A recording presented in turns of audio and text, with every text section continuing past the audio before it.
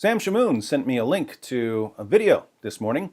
It's the testimony of a young man named Joseph who grew up as a Christian. So I went to university. I grew up in the Lake District and was never knew any Muslims as a child. Grew up in an evangelical Christian home. I went to church with my family. We were in part of the youth group. My dad and mum were in the worship team at church. You know, it was kind of an idyllic childhood. His first exposure to Islam was in college, where he had a Muslim friend.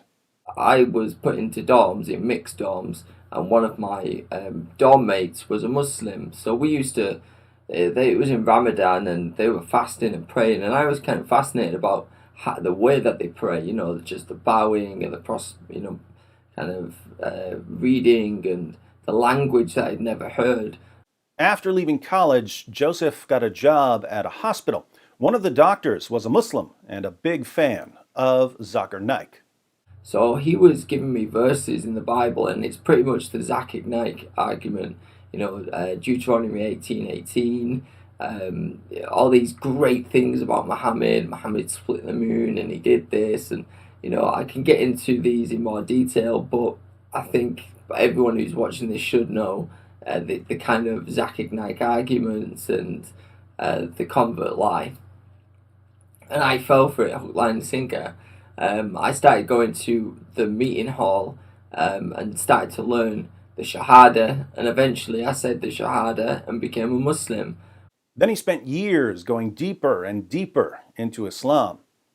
I ended up moving to Peterborough because I had met a Muslim girl and thought the grass was greener, the Lake District is boring, there's nothing goes on there, and moved. So I ended up in Peterborough and was fully practicing my faith by this point, learning the Hadith, learning the Sunnah, and really, you know, going deep into it. Eventually, he ran into a problem. I eventually met a girl who is now my wife, and moved to Birmingham. And in Birmingham, some really quite dark times were ahead. I eventually fell onto David Wood's material. I eventually fell onto David Wood's material, and I had all these books that he was referring to. So it was certain things that he would point out, and he would give a reference in the days when he was doing ABN SAT, ABN SAT, with Sam Shamoon and Pastor Joseph. So he was giving references, and he knew his stuff. He really knew his stuff. So I was writing this down and constantly writing everything he said and then researching it. And I was like, whoa, this is really in here about the stuff of the sheep verses and, you know, it's the satanic verses, things in the Quran, things in the Hadith. I really thought this is some compelling argument here. So he was watching videos from our Jesus or Muhammad days with Sam Shamoon, Pastor Joseph, and D. Wood. Those were live call-in shows where we would discuss a topic and then let Muslims call in and challenge us. If you're a fan of that format, rejoice. We're about to launch a live call-in series with me, Sam Shamoon, and Brother Rashid, so stay tuned for that.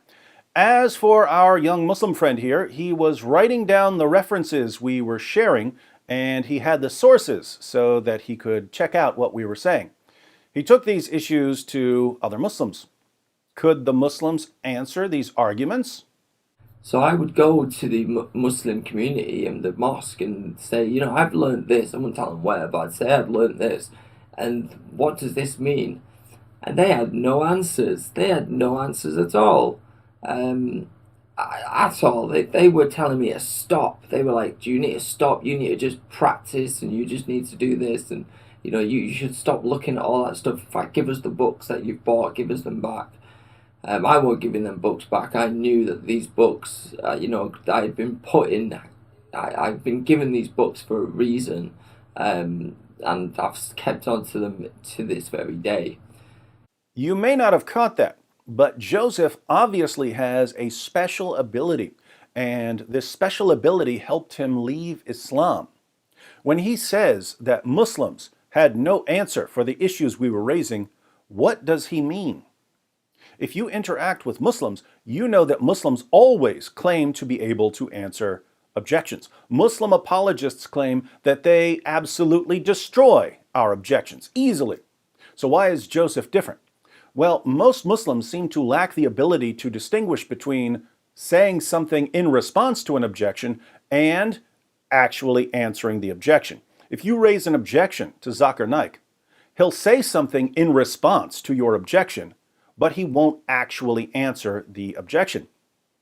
He'll sound like he answered the objection, but if you're really paying attention to what he says, he hasn't come close to answering the objection.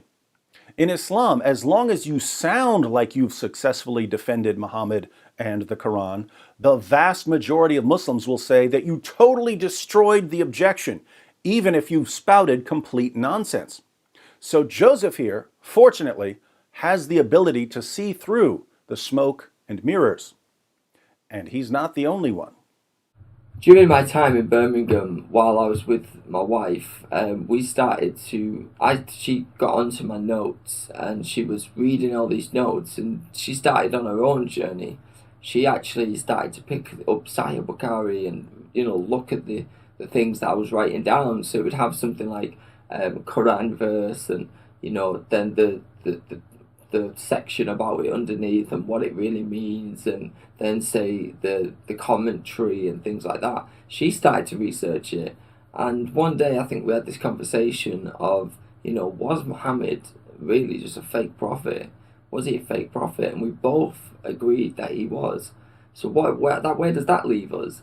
Both of us now have come to the same understanding. Notice, husband and wife both realized that Muhammad was a false prophet. How? By finding out what's in Islam's most trusted sources. Muslims believe in a vast array of myths about their prophet and their book. Their sources are the ultimate myth busters. Sadly, most Muslims never go through those sources, and their leaders lie to them about what's in their sources. This means that if we want Muslims to be able to make an informed decision about their prophet, we have to learn what's in their sources and we have to share it with Muslims. When we do that, awesome things tend to happen.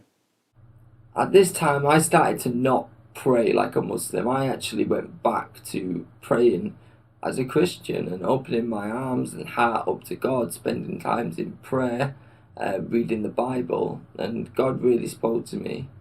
In these times, my mental health was quite bad, and I was really suffering because I was lonely in Birmingham. And something quite amazing happened. Nina, my wife, started on her journey to becoming a Christian as well. Later that summer, she was baptized in a Pentecostal church in Birmingham, and it's a day that I'll always remember and cherish. The day that me and another pastor, baptized my wife. Now, it would be a nice, happy ending if the story concluded with Nina being baptized, but that's not the end.